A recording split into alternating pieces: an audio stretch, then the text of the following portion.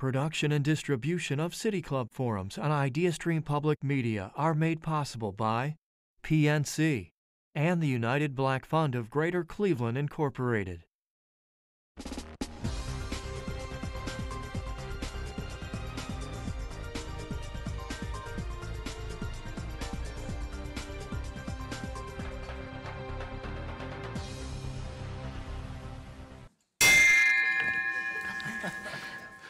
Good afternoon. I love kind of the production side of this City Club.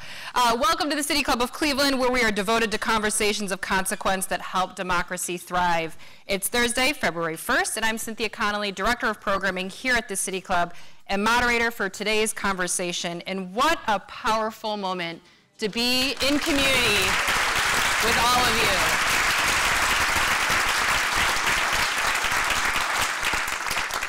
It was 13 years ago when the first building was opened on the Randell Farm site in the Lower Kinsman neighborhood in the former Forgotten Triangle. As you saw in the film, it is now a thriving campus of innovation, entrepreneurship, and hope. Joining me on stage to discuss more about the film and dig deeper into some of the core topics around community, food justice, representation, and more is Keymah Durden III, and Randy McShepard, co-founders of Randell Green Partnership.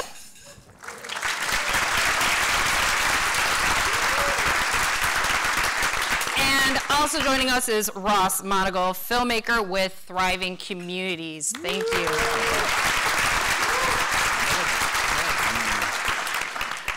Just as in any City Club forum, if you have a question for our speakers, you can text it to 330-541-5794 or find your way to one of the microphones here. One of our staff will let you know when it's your turn to head up. And if you text in, our City Club staff will try their best to work it into the program. Members and friends of the City Club of Cleveland, please join me in welcoming Randy, Ross, and Keymah.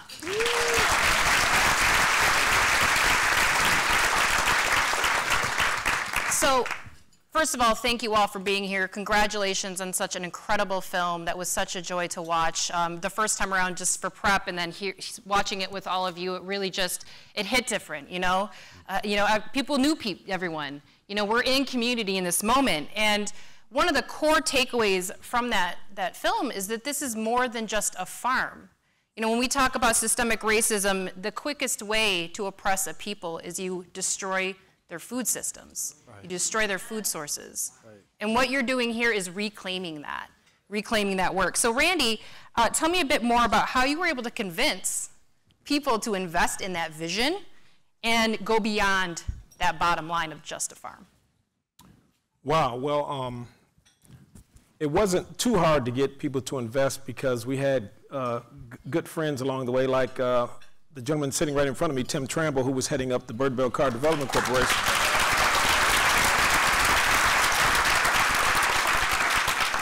And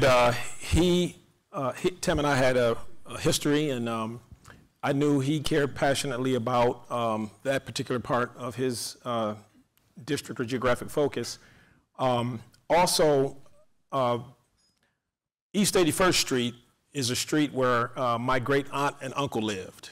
So East 81st and Otter, right at the opening entry point of the farm, always had that special place in my heart because I felt like I have to do this, we have to do this for family, for community, remembering as a youngster what that community used to look like. And for those of you that don't know, back in the late 70s, an arsonist set a fire that burned down 29 homes on 3 streets. So that's why it became this notorious illegal dumping site, because there were no more eyes on the street. There were no more houses on these streets. But we had to convince the city and a lot of others that we were for real about that. And the first way we did that was writing our own checks. Yeah. You know, we didn't wait for people to give us money. We said, well, if we're serious about this, you know, put your money where your mouth is. So we wrote personal checks to kind of get started.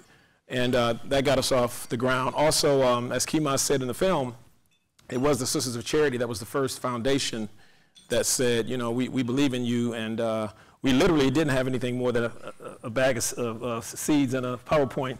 But they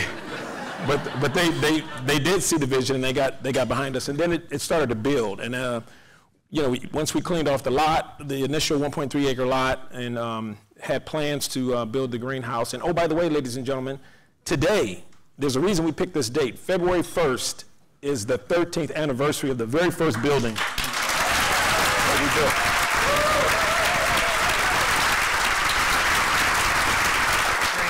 And once that building was built, I think it started to show people, wow, maybe there's some possibility here. And then we started to assemble a board, and all of the folks you saw in the film, you know, got excited about this, and we were off to the races. So.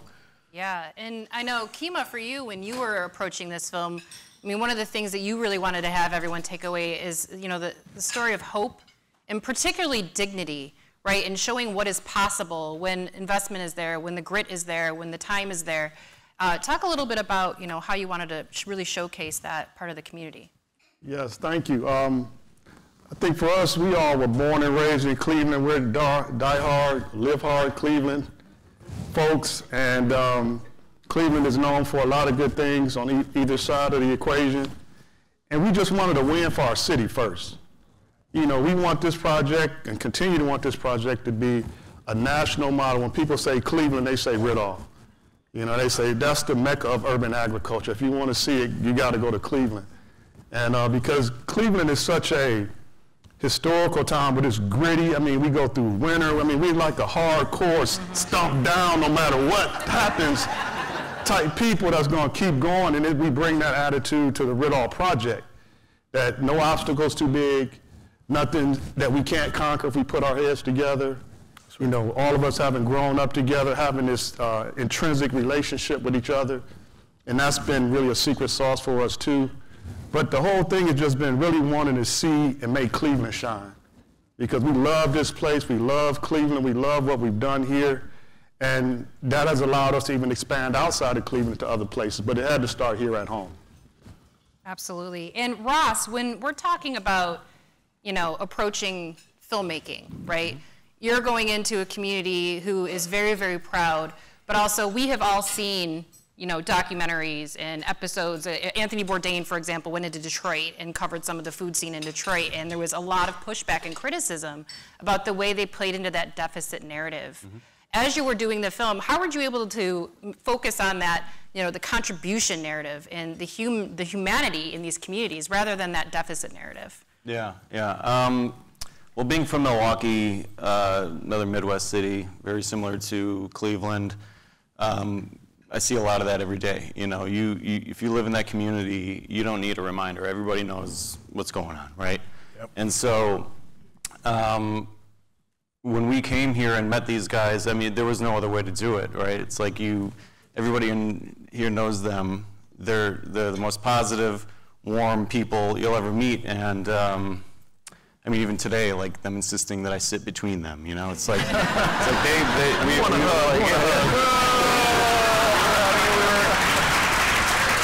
family from day one, right? And that's how they made us feel. They didn't know who we were, where we were coming from, and why. But they welcomed us in immediately, and you know, the positivity in the communities, that's everywhere, right? It's like everybody knows, again, about the negative. It's on the news. We all know it. But within those communities, too, there's always positivity. There's always good people doing good things. And so there's a ton of stories out there like this, not the same thing, but a lot like that. And the more people know that and are aware of that, and just getting everybody aware of that and bringing them together, I think that's just the smallest thing that we can do, right? I mean, that's why we do what we do. So, I mean, yeah, that's why Jerry started the organization 12 years ago, was we knew it was out there and those stories need to be told. I think one of the other important things from films like this is, and it struck me too, the portion in the film where they said, you know, when I come on field trips, I don't see people like me, you know, in this role. Representation is powerful. It is. It is powerful. When we talk about producing films like this, how do you envision cities like Cleveland, or even external, you know, entities, you know, regionally? How do you think that we can leverage this film here in Northeast Ohio to help improve that representation and visibility of communities, you know, where Keymah and Randy are? Yeah, I mean, that's really what we at Thriving Communities have been tasking ourselves with the last year and a half. You know, they've done 60 or so films, and it's like, what about after the film? What do we do with the film to make the film work more? And that's something we're discussing right now and what we can do, but I just think, again, just spreading the message and getting it out there the best way we can, especially with young people, young filmmakers. This is doing films like this about community work is a great way to get experience and be doing something positive for the community at the same time. So, absolutely. And I know, Randy, I do want to make sure I take a quick beat here and honor the role Damien has played in this film and for Randell specifically. Randy, you had mentioned his family. Yes, his wife and 3 children are right here. Stand up, please. Be recognized.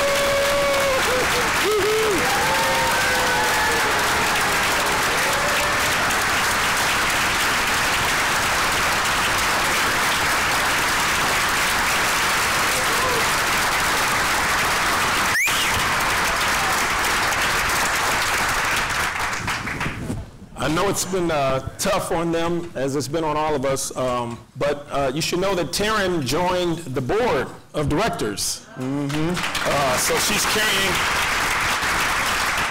she's carrying the work forward. So that is such a great way to carry on that legacy and pass that torch. And I have a question for you, a little bit like that later on. Okay. So Keymah, let's talk a little bit about food justice here really quick. We talk a lot about where we are today, right now, with urban ag. I love that phrase, but urban ag instead of agriculture. It's really cool. Where do you see the future of urban ag? You know, you talked a bit about, you know, a little bit of competition with the rural counterparts, right? Where do you see the future of urban agriculture? And what challenges are you seeing in the future? First thing I say is I believe that most people, if not all people, want the best. Is can you afford the best? So when we enter into this food space, we have to produce a good product at a fair price. I mean, because if you can get 2 all-beef patties, special sauce, lettuce, cheese, pickles, onion on a sesame seed bun, for 79 cents, and then you got to go to a Whole Foods and pay $4.99 for a bag of apples, you're going to choose with your wallet, not with your stomach. Yeah. So therein lies the biggest battle, is can you create a product that allows you to stay in business and at the same time also afford to make it affordable for people. And so that's one of the beautiful benefits of having the Farmer Jones Market, which Mayor Blackwell is here.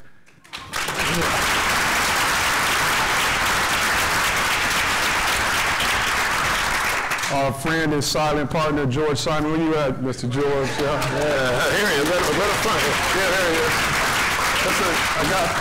This is not the question, but I got to tell this very quick story. Go for it. So when Mr. Simon, George, you know, we go through this all the time, but when he actually acquired the property first, and we came in as lessees, as renters, and I've never met a guy that said, just take the keys and try it. If you don't like it, give the keys back. Okay.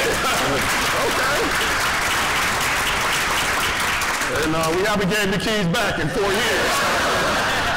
So we figured something out along the way. But, you know, the whole food piece is, you know, we firmly believe that he who feeds leads, and that food issues in the African American and low-income communities, we suffer from the worst diets. We have the highest rate of disease. And so that is the core of our fight, is how do we change the narrative around health and diet? Because we could have all of these beautiful farms and campuses and greenhouses, but if we don't have any people in the community because everybody's sick, all bets off. You know, Randy, through his work at Policy Bridge, did a report on rebuilding blocks, and he used terminology about a community that was similar to medical terminology. A community on life support, you know, a community that's ailing from this or that. And it was like, wow, that's a real good correlation when you link people with communities with food. So we figured if we changed the food narrative, we could change the community narrative. So all of these things began to weave together. And the challenge is that in the food business, the margins are very, very low for the amount of food that we could grow on the space that we have. So it's very, very difficult for an urban farm to remain financially stable just doing food. So we created, 12, 15 revenue streams to augment that, because it has the greatest value, but it may not be monetary. I think this is the first time we've seen the sun since January 15th. Yes, and that's a great blessing. I'm not exaggerating. That is a blessing. That's a sign from heaven. It's a sign. Okay. We need to plant today. That's right. And to keep it short, it's just so we had to create compost. We had to do fish. We had to do aquaponics. We had to do our training class. We had to do a number of different things. You have a restaurant. To have a restaurant, an indoor produce market. Now we're doing tree nursery with the city of Cleveland in partnership. Yeah. So we had to do all these other things that augment the value and the margins that's related to food. So you're not just like destroying the food apartheid, or food deserts. Right. You're entering territory in true food sovereignty. That is right really now. true. Food that is sovereignty, really true. And that's absolutely. Take a round of applause for that. That is incredible work. One last point is that we're living in a time in history like no other time, where you can buy your gasoline, your lottery ticket, your beer, and your produce all from the same store, and it's a gas station. Mm. The mini mart phenomena, that most people in low-income areas are faced with purchasing their food from, which doesn't have any nutritional value. So our secret is we produce a high-quality soil, and that allows us to really produce a high-quality product. Because if it's not in the soil, it's not going to be in the plant. So I would just like to add, if I may, a lot of the work around this whole movement is also cultural, because as African Americans, we like our soul food, right? And but when you look at the statistics in the central neighborhood where we're located, higher incidences of cancer, heart disease, diabetes, obesity as compared to other communities. So how do you get at that? It starts with diet. So I want to commend Keymah and Mark from our teams, because they're 20, 30-year vegans. Mm. And yes. And their early thinking really led to us creating the restaurant, because Mark and Keymah and their wives are phenomenal cooks as well, but they would whip up these vegan, vegetarian dishes and just say to people, just try it, just taste it. And people would be very nervous, like, oh, should I? And all of a sudden, people were saying that this is fantastic, this is delicious, and if I only knew how to prepare it or where to buy it, I might maybe take this journey with you. So we created the restaurant where we could teach those classes, serve healthy food, meatless Taco Tuesdays, Fish Fry Fridays at the Randell Farm. Come out and see us. But then, people can, and then also they can come to the Farmer Jones Market and shop and acquire. And we do things kind of like old school. Remember you used to go to the grocery store and someone would have the samples? So we even have a Chef Cassandra who will even whip up a dish. So we'll have a recipe card, a piece of produce on sale, and a sample. So if you're ever going to get people to kind of change their eating habits, that's the way you do it. And it's really been successful for us. Absolutely. I think it was in college when I saw like a Brussels sprout, like actually on the stock. Like, it blew my mind. Yeah. It's those little things that I think are important to making sure our community is educated, and so they have the confidence to cook and keep things local. For Ross, for you, I really want to give you a moment here to kind of talk to the audience and maybe anyone else who views this film in the future. Going through all the editing and, dedicating your blood, sweat, and tears to getting this film together. What's kind of like one or two things that you hope they really take away from this film? Oh, wow. Thriving Communities, like I said, they've been doing films for 12 years now, and normally the range in those films is 10 to 15 minutes. This one was 35, and that's, I think, the previous longest, I think, was 15 or 17. Oh, wow. So this one, it was like, all that to say is, my message is tell the story the way it should be told. Length of time is irrelevant. You can't tell their story in 5 minutes. I could argue you couldn't tell them in 35 minutes. There was stuff we left out, stuff that we want to put in there, but we did all that in 2.5 days, I think, last year in April. So 15, 16 interviews, 2 days. There wasn't a lot of time to get what we call B-roll footage that we used to cut it up. So it was like, there's a lot more I wanted to put in there. We just didn't really have the way to do it. So yeah, the point is, just tell the story the way it should be told. Don't worry about length. Don't worry about anything else. Honor the story. So you're saying we're going to have the extended version here soon? Yeah. This is the first year. So Thriving Communities, again, every year they have a topic that they produce multiple films around. Last year was regenerative ag, and actually this is the first time we're continuing that theme on because of just what these guys are talking about, how important it is, so much, and how it really affects so many of the other stories that we've told over the last few years without us knowing it. It's like it all starts with food, right? So, yeah, we're just going to keep it going. And a couple quick questions here, and then we're going to get to audience Q&A, so make sure you get that question ready. So Keymah, I had promised I'd get back to this. We're seeing a huge sea change in leadership in Cleveland. Huge sea change. And I know we got many more years left from each of you, all of you. What vision do you have for that next generation for Randell? When it's time for you guys to hang up your shovels or whatever metaphor you want to use here. What vision do you have for the next generation as they pick up the Yes, baton I here? would start by saying I'm concerned only because they're going to grow up in such a different world than we did through climate change and the drastic swings in weather patterns. And so there's this whole term called climate smart agriculture that says that most folks that grow are going to have to grow differently now than they'd have for the last thousands of years because the climate is so different. The growing season is changing. Where it was once very warm, now it's super cold, and where it was vice versa. So they really face a daunting challenge. The benefit for us at Randell is, first, our team. We have a beautiful team. Everybody from the Randell team, raise your hand.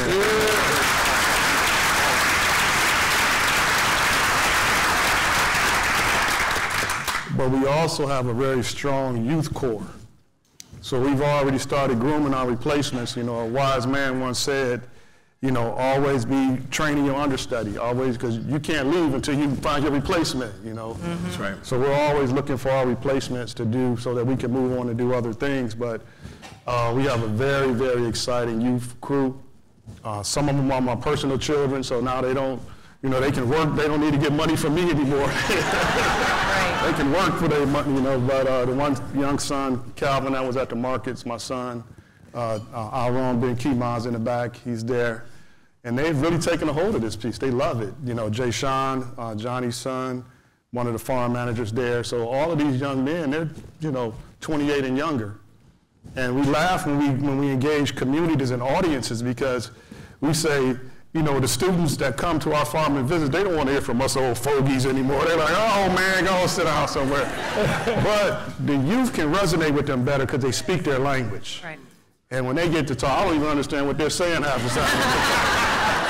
But they're like, you know, they're talking, and it's really a sight to see. But we're reinforcing ourselves now in preparation for that time, you know, when we know that we have to, you know, move on. And, you know, the thing with Damien was a very telling experience because we just were not prepared for that. Right. But I like what Lori said in the movie. She said, we just got together, pulled together. Uncle Walt said leadership stood, and we all hooked in arms, and we kept it going to this very day. So we always talk about how do you prepare this next generation, and you start now. Yeah. So we got a very, very strong and robust youth corps. The young son just got back from Belize. We have a farm there, and there we're working with the local village school, Frank Setti School in Belize. Belize. Yeah, we just hired the litter police, so they got these little sashes, and they go around picking up litter around the school. So, that's great. But think of what that's going to do for their future. And you know, we focus on the youth quite a bit because the seeds we could plant in them in their youth will carry all the way to adulthood. And so that's a huge investment. Yeah. So we've already started that process. Yeah. Now, Randy, quickly, when we think about some of those, you mentioned your dark days, right? When things are really, really tough. Thinking about what made the difference for you, that light at the end of the tunnel, the supports that were given, whether it was through private, philanthropic, you know, public support. What ways can we replicate that support here so when those dark days happen for other urban farms, we can jump on it immediately? So they don't have to do that hustle, that grit. They don't have to be so resilient. They can actually just succeed out the gate. When you think about those hard times, what supports specifically were really helpful for you?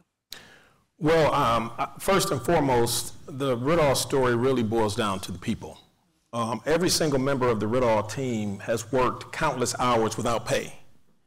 And in the early days when we didn't have money, everyone kind of believed in the vision and said, someday we'll get there. And eventually they were able to get paid. But I mean, so I think, you know, supporting aspiring farmers, groups that are trying to do this work, just knowing that sometimes just taking a meeting with them can mean the world to them. Letting them know that you see them, letting them know that you want to help, you're willing to answer questions, you're willing to point them in the right direction. All those kinds of things make a huge difference. And for us, you know, we had a pretty good number of friends out there in the community, but we really leaned on each other quite a bit as well and knew that, well, if they're donating time, I don't feel so bad about donating time, and keeping that larger vision of doing something positive for the community makes all the difference. I would also say, stay developing relationships with any and everybody that you can. Our councilman, Richard Starr, is here, and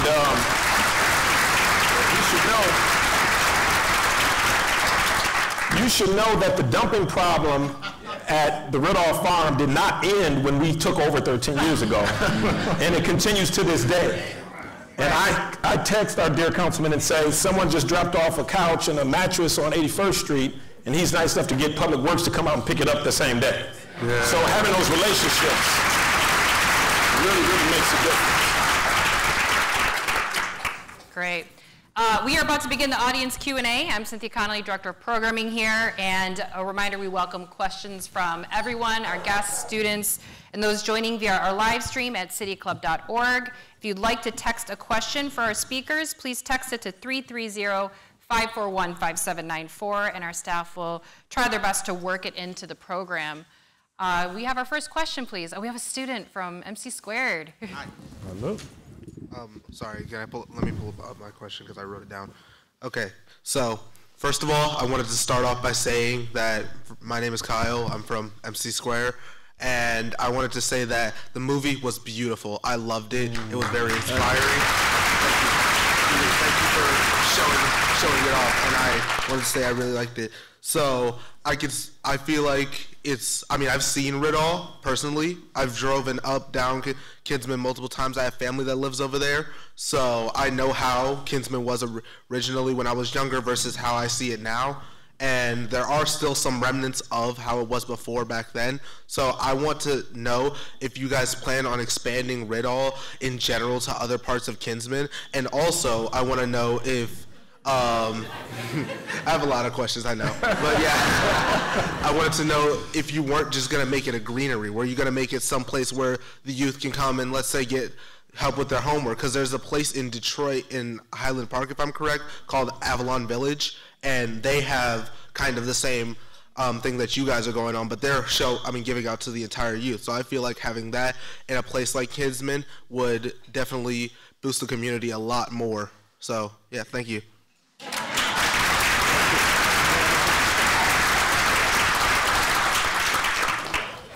We had a really, really wise man, he's in the audience, Mr. Mario Marino, give us some advice several years ago.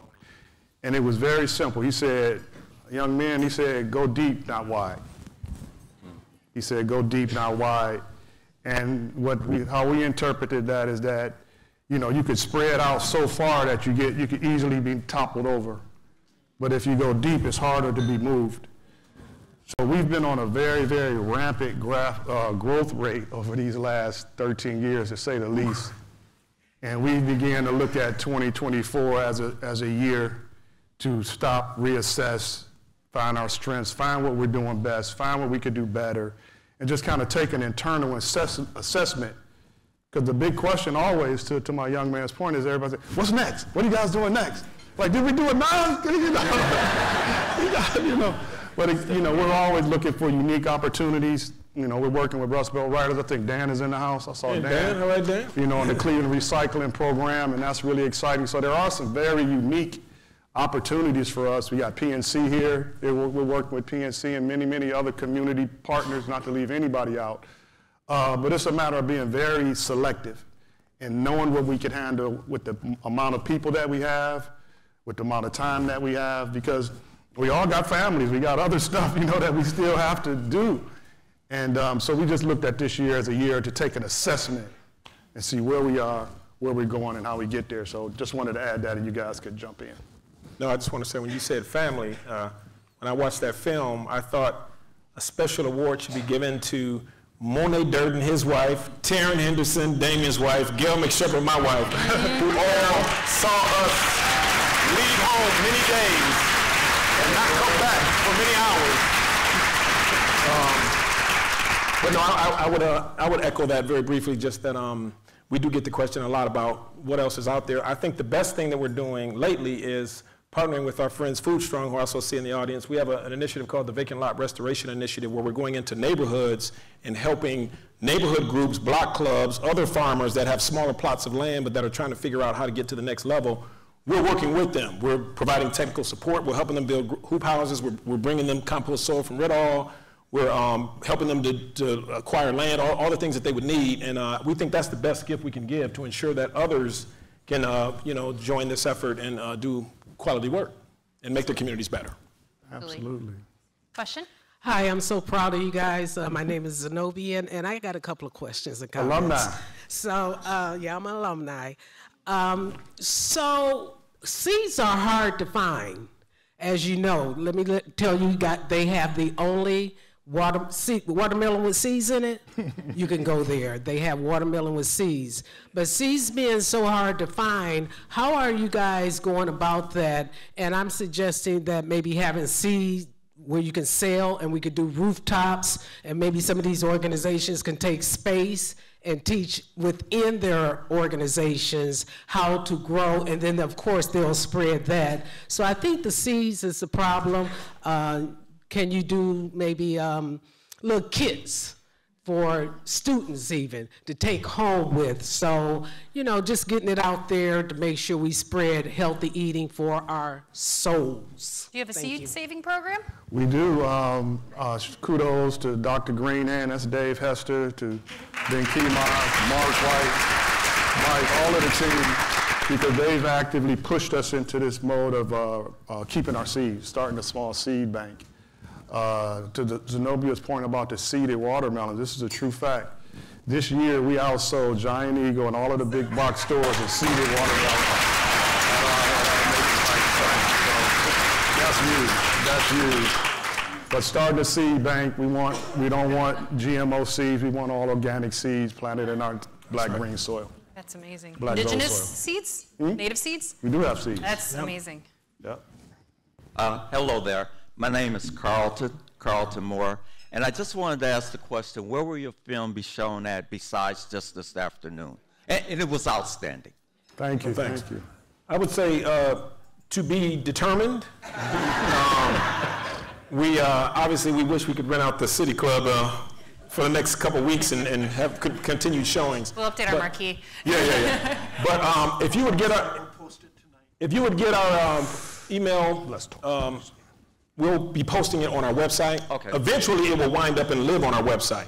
But for the short term, we're going to still have some private screenings. Okay, then thank you very much. Oh, you're welcome. Great. It'll be on Thriving Communities website as well. As well as all the other films too, yeah. Right. Go ahead. Awesome. Okay, we have a text question. This question is from Councilman Richard A. Starr. What are the plans? He's shy. It's a little hard to get to the mic over here. What are the plans of the Randell family for the underdeveloped land surrounding their property? He's asking this question to understand how you can support the development of the Forgotten Triangle. Should you guys consider building housing or expanding Randell instead? Keymah used to talk a lot about housing. I'm really shy, everybody. Really am. But no, Councilman, we are really in the process of looking at what other plots we can acquire. We started out 13 years ago at 1.2 acres. Now we manage over 18 acres all in the same area. We are in desperate need, now that we're involved in the Cleveland recycling program, desperate need of space to do more compost generation and production. We know that there's several empty plots, empty parcels on 83rd that we have our eye on. We have done our first residential house on East 82nd. It is one of the last standing houses on that block. Mr. Bobby Denson, who was an original resident of the neighborhood going back 20, 30 years, eventually sold the house to us. And now our illustrious Dr. Greenhand is our first tenant.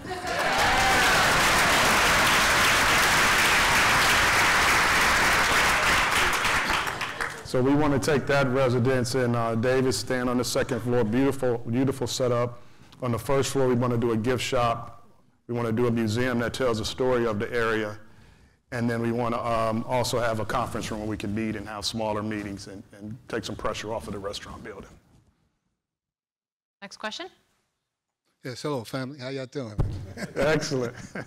You know, I listen to you guys and I hear the different variations of how, you know, you're helping people through food and health. And I'm just wondering, when the city is talking about reducing violence, all the money that's being spent on developing buildings, I hear nothing about people.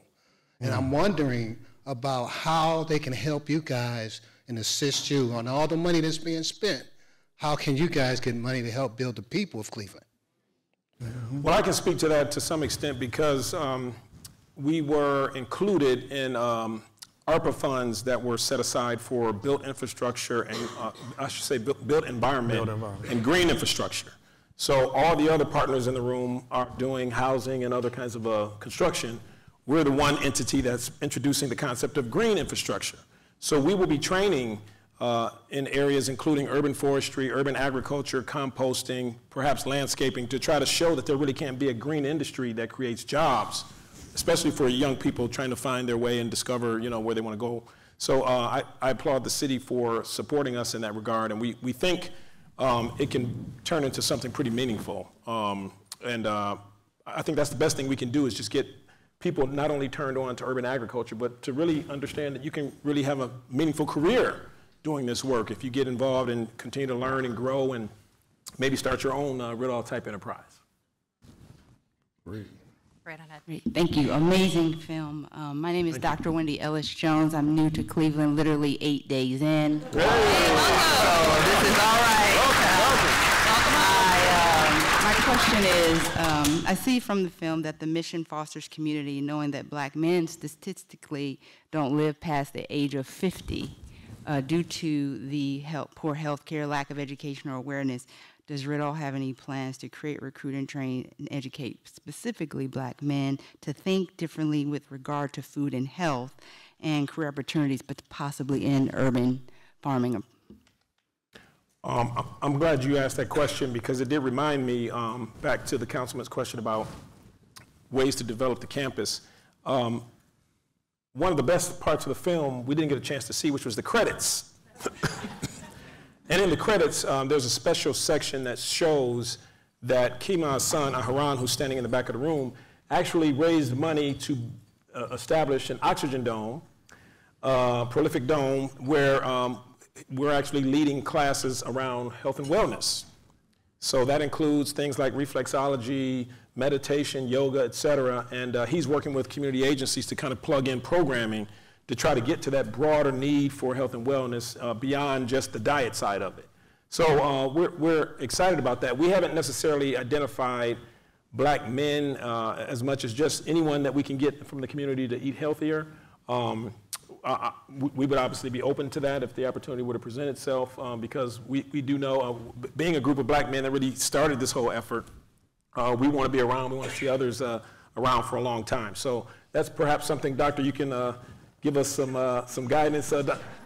Dr. Charles Modlin, who we all know has done the Minority Men's Health as a good friend, he's now at Metro. Perhaps we can talk with him about doing something special around black male health. Just one quick thing I would add is that the other big trigger in the community is mental health. Yep. And we began to stick our toe in that water a little bit to see, because we can't change the narrative until we get healthy. And that's social, relationship, all of, from A to Z. And traditionally, men don't talk. We don't say when it hurts. We're just becoming more conscious about our regular physicals and going to the hospital and so forth. But there's a stigma around manhood that I think is worth having some serious discussion about. We grew up with things like men don't cry.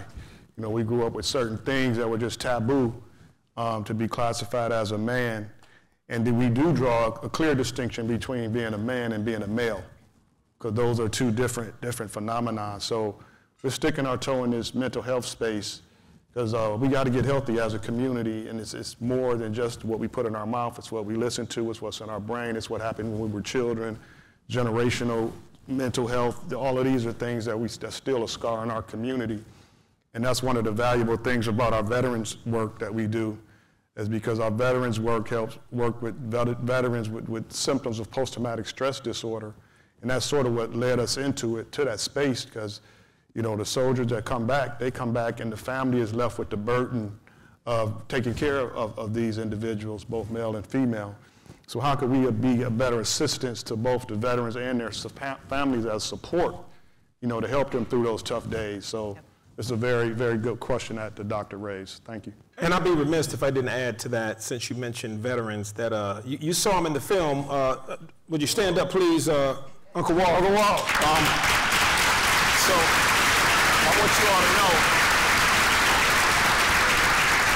I want you all to know that Walt and Damien started talking about his real frustration as a veteran seeing homeless veterans. And we all put our heads together, partnered with the Union Miles Development Corporation, and we are in the process of breaking ground next month, as a matter of fact, on veteran housing in the Union Miles community. Yes. And the facility will be named in his honor, the Walter Collins Veteran Housing.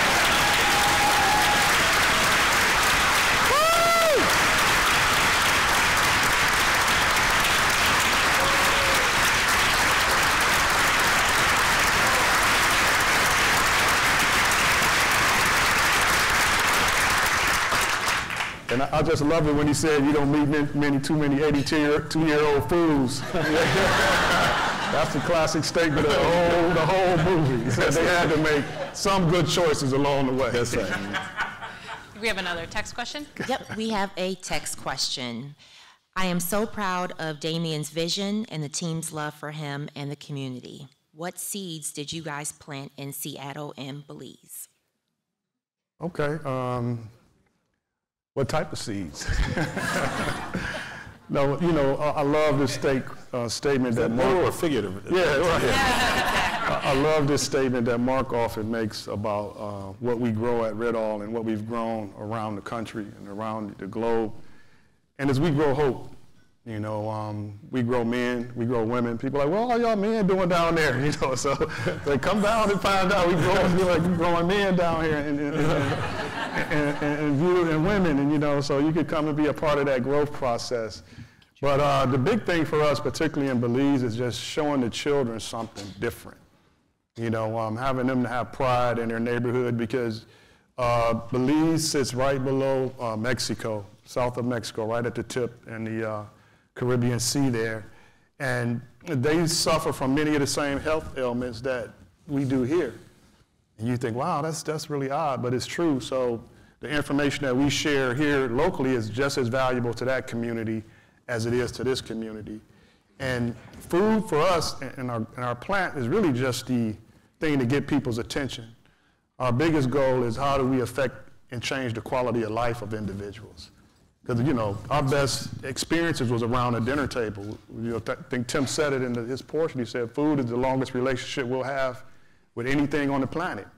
You know, you'll get mad at a friend, people get divorced, they go through all type of stuff, but you ain't gonna divorce food. You're gonna be like, I'm sorry, food. You know? I didn't mean it, I'm hungry. You know, I'll be back. Yeah, I'll be back, you know, and so food just catches people's attention. You know, but the broader thing of what we do is our humanitarian work around that. So, thank you. Thank you so much. Friends, Keymah, Rod, Randy.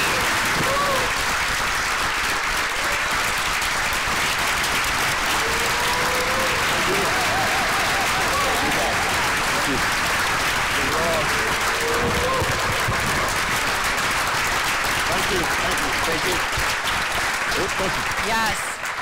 Forums like this one are made possible thanks to generous support from individuals like you. You can learn more about how to become a guardian of free speech at cityclub.org. Today's forum is also sponsored by RPM with additional support from the Crew Foundation. Thank you so much. Join me in welcoming our students from MC Squared STEM High School with the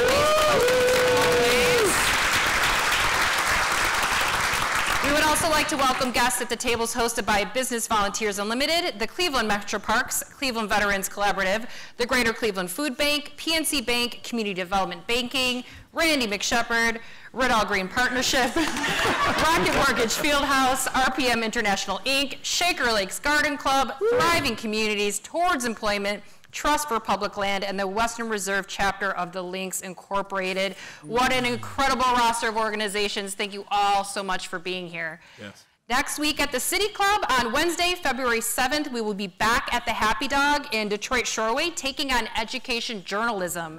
Megan Marnichek with Cleveland Transformation Alliance will lead the conversation with Cameron Fields, formerly of the Plain Dealer, Amy Morona with Signal Cleveland, and Connor Morris with IdeaStream Public Media.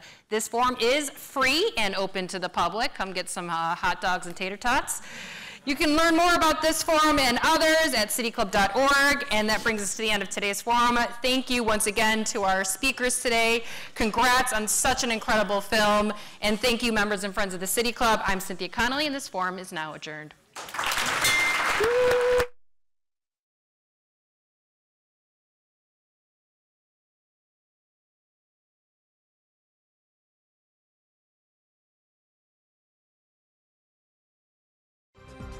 For information on upcoming speakers or for podcasts of the City Club, go to cityclub.org.